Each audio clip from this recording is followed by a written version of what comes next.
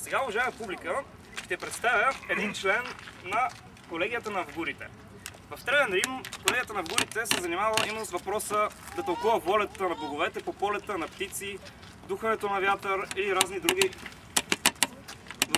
разни други природни явления. Това е древен обичай, датира още от преди Рим, а именно етруски обичай.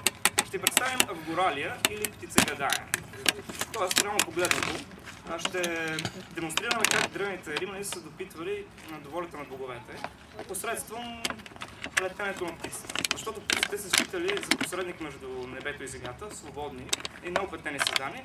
Именно те давали знак дали боговете ще уважат дадено събитие или не. Конкретен въпрос не се е задавал. Задавало се, например, дали количбите са благоприятни и дали едно мероприятие или, да кажем, ритуал или друго събитие от живота на древните може да се проведе.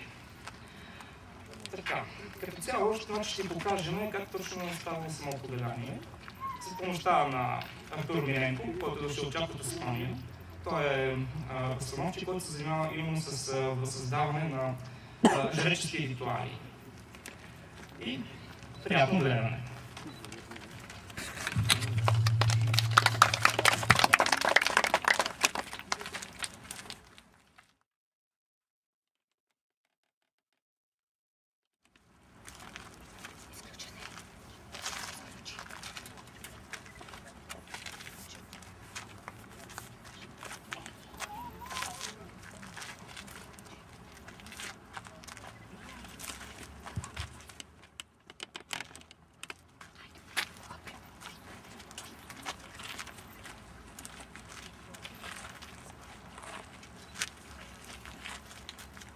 Ouleviteli teisi, te mihi in alcopiico, esse volo.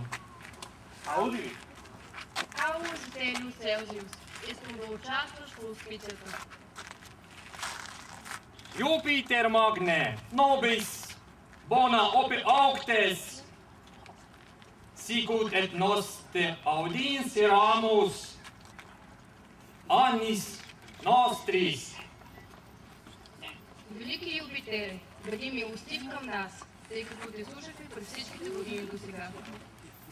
Hoc de profanet nomen tuum, quod facturem sumus, fiat enim augurium curi tue, et insigne, montantis tue.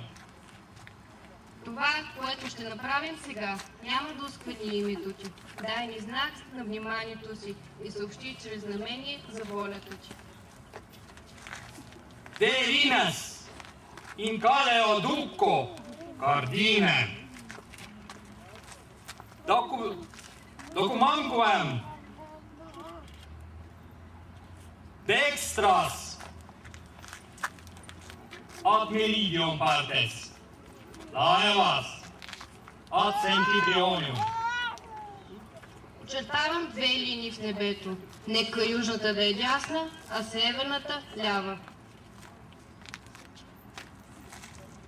Jupiter pater, si Dei volunt, ut solemne, a nobis inceptum ad fortunatum, da auspicem verum en te producta.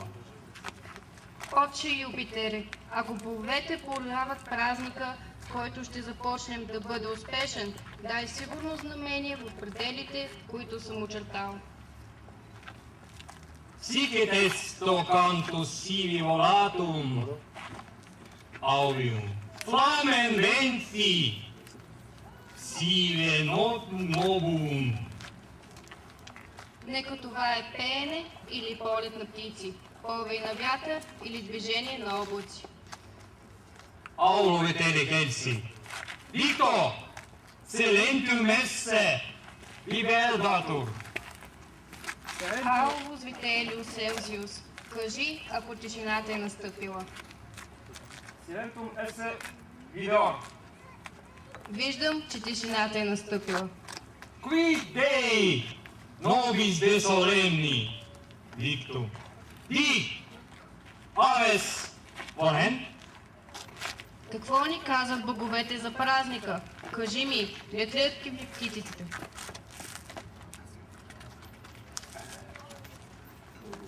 Волант! Летят. Ventus flit.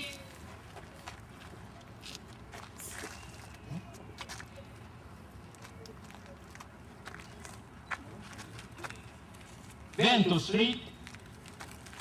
Летят отляво. Ubi. Вентус с леве. Flat level.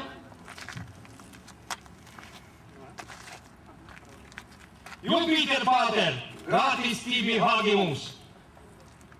Auliste protectionem, et vidiste auspicium. Audimes te. Vadet petivis, quia fere des gratus. Отче Юпитере, благодарим ти откликна на молитвата и даде предзнаменование. Ние те слушаме. Веселете се, граждани, защото празникът е благословен от боговете. Това е значи накратко ритуала по птицегадание. Както забелязахте, ние пуснахме гълъб от лявата страна. Всъщност за древните римляни небето било разделено на 4 квадрата. Ляв, десен, също така сектора под лява се казвал антика, а този под дясна страна пластика. Важно било при птицегадание гълъбите да отлетят от ляво на дясно, т.е. от миналото към бъдещето. Тогава знаменията били благоприятни. Ако летяли наобратно, знаменията били лоши. Може да, разбира се, ритуал да бъде повторен, за да се получи така едно добро птицегадание. От тази нататък, всъщност, това било тълкуването, което римляните давали. Аз благодаря, че присъствахте на ритуално откриването, където ние решихме да измолиме от боговете добра поличба за нашия фестивал, който ще продължи утре на античния театър от 3 часа.